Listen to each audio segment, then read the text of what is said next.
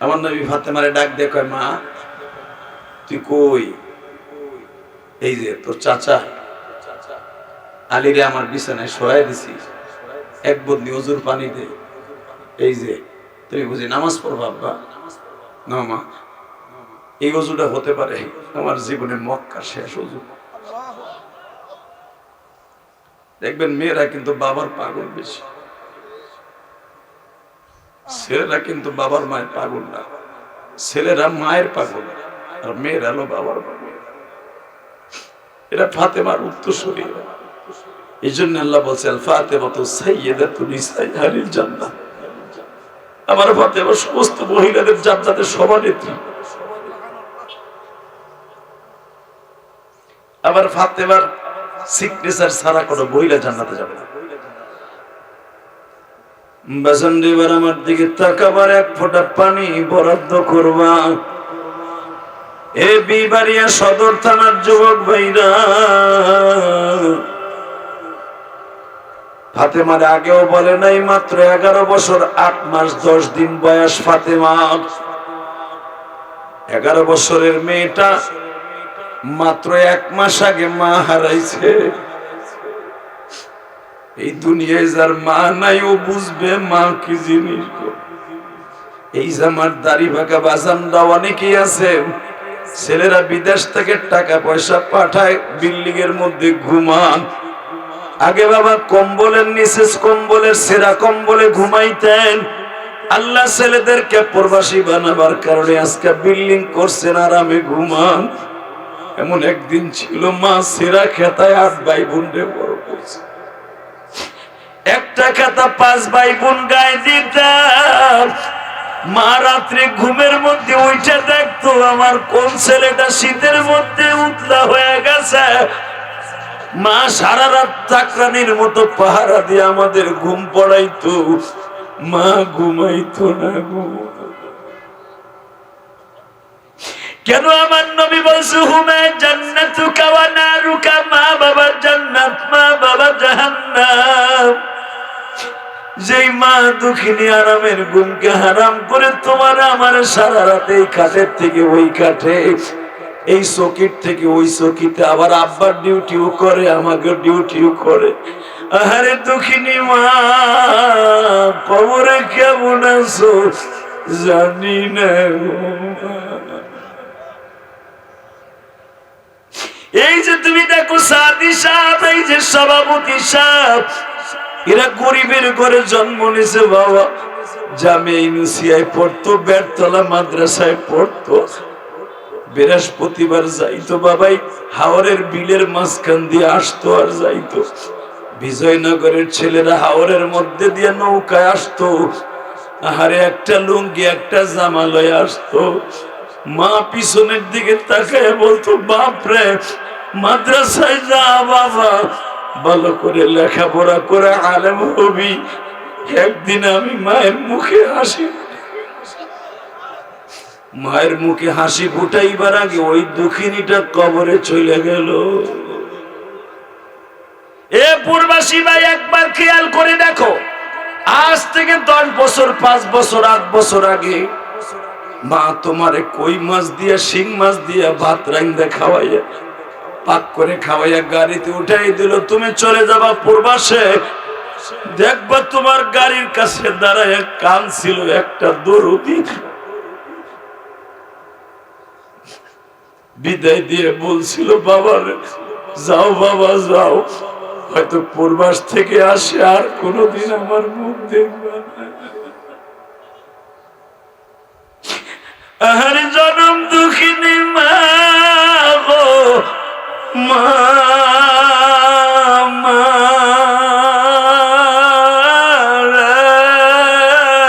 মা।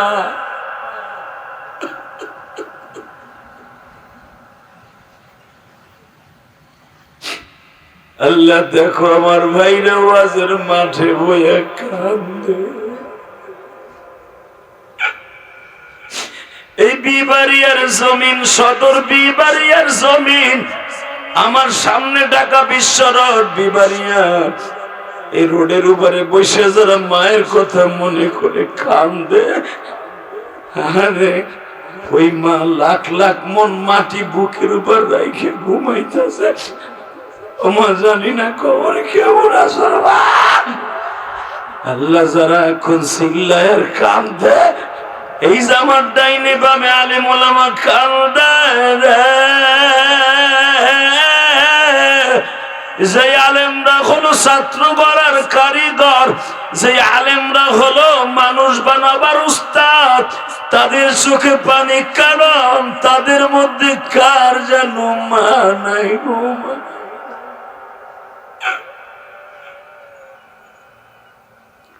আল্লাহ দেখো আমার দাড়ি বাঁকা ভাইরা কান্দে, আমার বাজারটা কান্দে।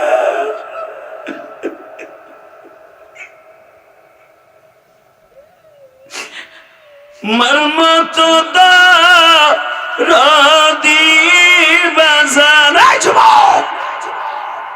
মর্মত রাদি যুবক এই জামিনে নাই,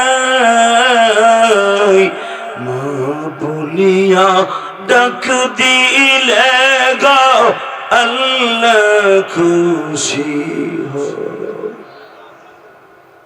আল্লাহ মাহফিল কমিটি আমার বললো মা বাবার ওয়াজ করতে, কি ওয়াজ করব, আমিও তো মা হারায় ফেলছি। জীবনে মায়ের গালে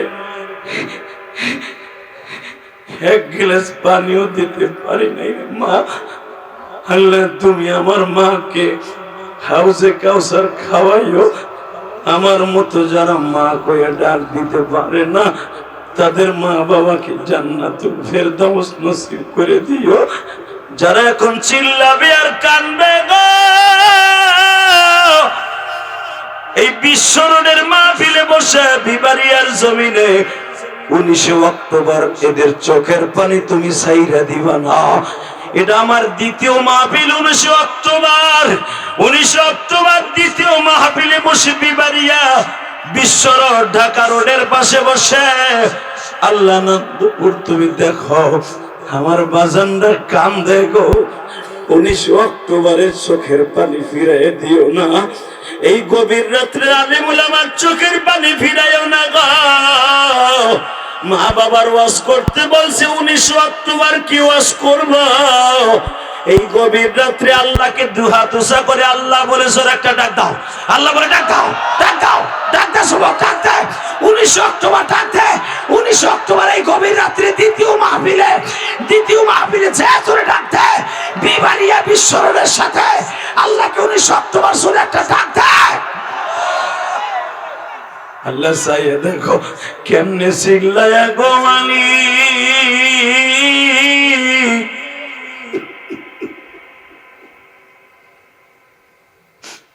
আল্লাহ এদের বাবা মাকে মাফ করে দিও, এদের সন্তানগুলোকে ওলি বানাই দিও। আল্লাহ জামে ইউনুসিয়ার অনেক ছাত্র এখানে আছে, ফখরে বাঙ্গালার কবরটা জান্নাতের টুকরা বানাও, মুক্তা আমিনীর কবরটা জান্নাতের টুকরা বানাও, জুবাইর আহমদ আনসারির কবরটা জান্নাতের বানাও। আল্লাহ আল্লামা সাজিদুর রহমান সাহেবের রুহানি শক্তি আরো বাড়ায় দাও। কয়েকদিন আগে সাজিদুর রহমান সাহেবকে এক ভণ্ড গালি দিছিল, ওই এলাকায় ওয়াজ করে আসলাম। সাজিদুর রহমান সাহেবের রুহানি সন্তানেরা রক্তের বন্যা বয়াই দিছিল। আমি তখন ছিলাম মালয়েশিয়ায়, আমি দেখছি ফেসবুকে আপনারা কি করছেন ওই ভণ্ডগুলার। আলহামদুলিল্লাহ বলেন। রুহানি পিতার সন্তান তো এরকমই হবে, বাবারে গালি দিল আর জাগায় জ্যান্তা পুঁতে ফেলবো। রাজি আসো না নাই? এই তালবে আলিম বাবাজির আওয়াজ দিয়ে দেখায় দাও। শুধু সাজিদুর রহমান সাহেব নয়, বাংলাদেশের যে আলেমকে ইন্ডিকেট করে কথা বলবে, যদি সাদি সাহেবকেও কেউ ইন্ডিকেট করে কথা বলে ওর কান পুট্টি গরম করে ফেলবো। রাজি আসো না নাই? কে কে রাজি আসো? আল্লাহকে হাত উঁচা করে দেখায় দাও।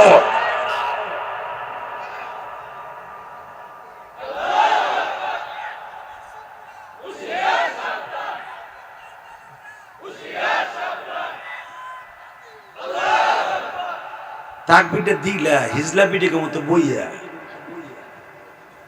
কোন যুবক নাই, তালবে ইলম পোলাপান গুলা আমরা যখন মাদ্রাসায় পড়ছি, বেটা এই বেটা যখন মাদ্রাসায় পড়ছে, জিজ্ঞেস কর বেটা জামি ইউনিভার্সিটির মাহফিলে, আল্লাহর কুতুব সিরাজুল ইসলাম বড় হুজুরের মাহফিলে তাকবীর এগো আগে কেউ দিতে পারে নাই। বক্তা কি এমনি হইছে চান্দুর চান্দু? বুক ভরা সাহস ছাত্র জীবন থেকে আমাকে ছিল। গৌহারডাঙ্গা মাদ্রাসায় 9 বছর পড়ছে বেটা। আল্লামা শামসুল্লাহ ফরিদপুরি মাদ্রাসা থেকে দাওরা পড়ছে বেটা 1999 সালে। আমি আজকে পাস করি নাই, 26 বছর ওয়াজি করি বেটা। আমি দাওরার বছরের থেকে বক্তা। এমনি এমনি হই নাই।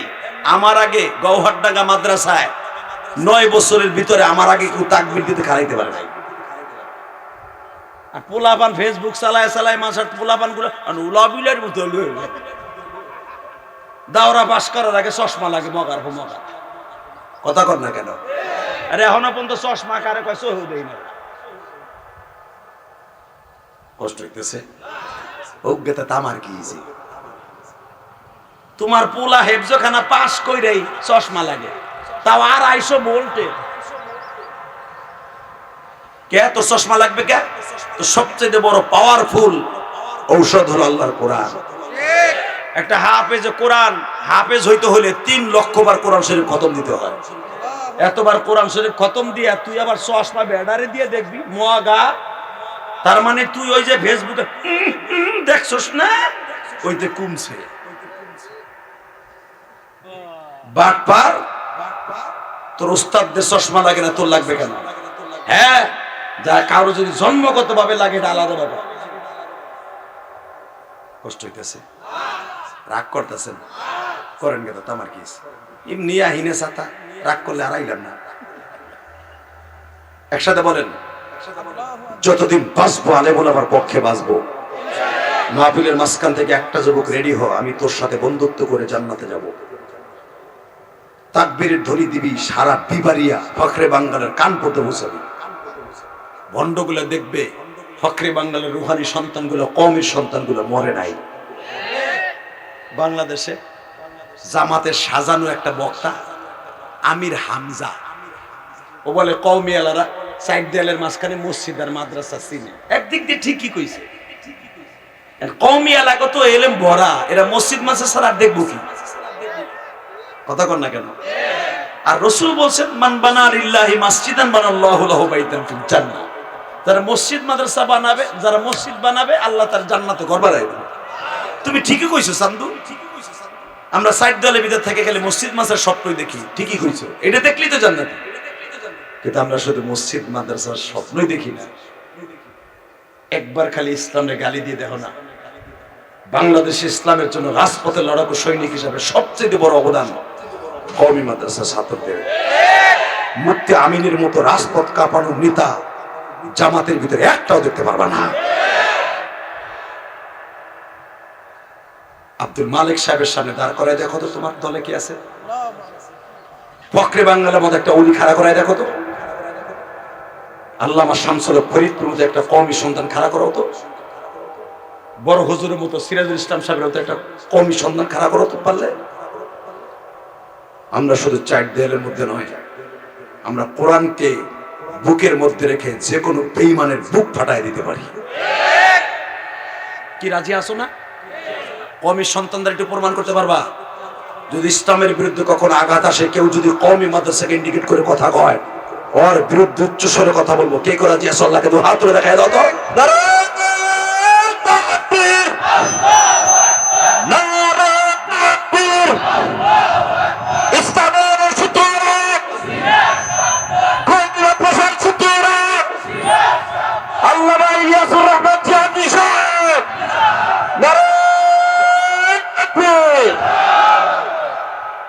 মারহাবা বলেন। হুজুরা যে কি বিপদে আছে রে ভাই। আমার বিরুদ্ধে এমন লেহালাই করে শেখ হাসিনার আগে শাশুড়ি কইছে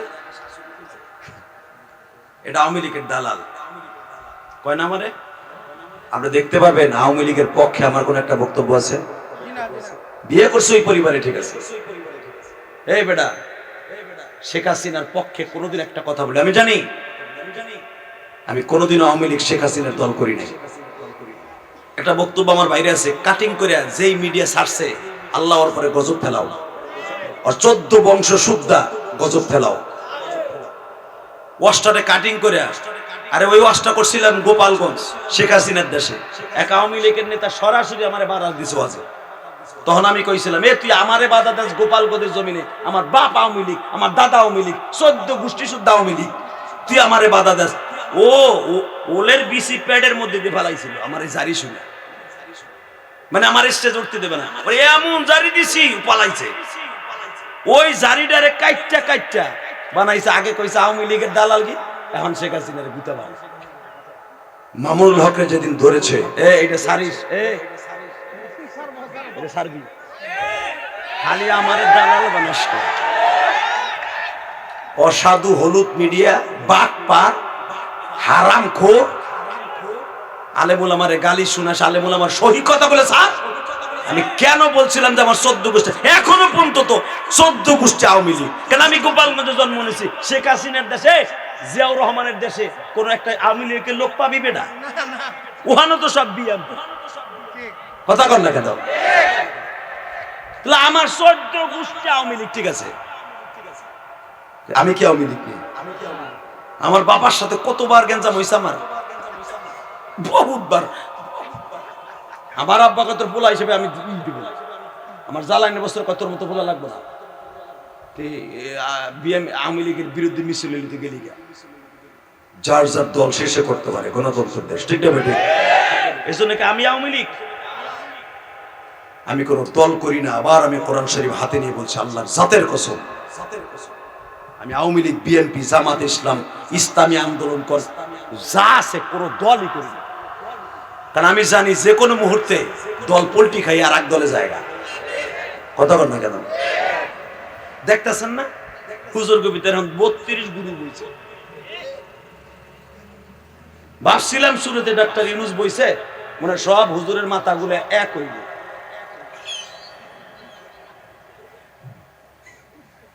আগের চাইতে আরো ভয়ঙ্কর হয়েছে।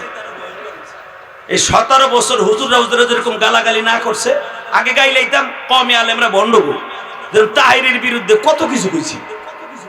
তাহিরের চাইতে বেশি গালাগালি করতেছে আমরা এক হুজুর আর এক হুজুরে। কথা কর না কেন? বড় আশা ছিল মনে হয় সব টুপিগুলো এক জায়গায় হইব।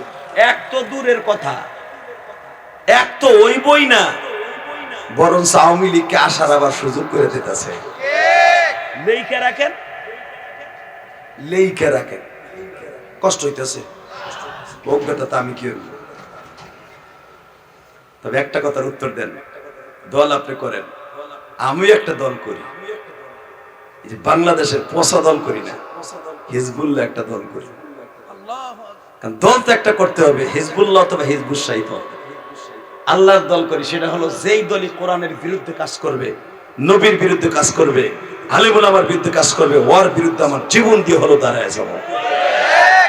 আর আমি যদি যে কোনো একটা দলের ভিতরে যাইতাম, ধরেন ইসলামী আন্দোলনে গেলাম, ধরেন, তাহলে কইতো তো ইসলামী আন্দোলনের দালাল, জামাত ইসলাম করলে কইতো তো ছাত্র শিবিরের দালাল।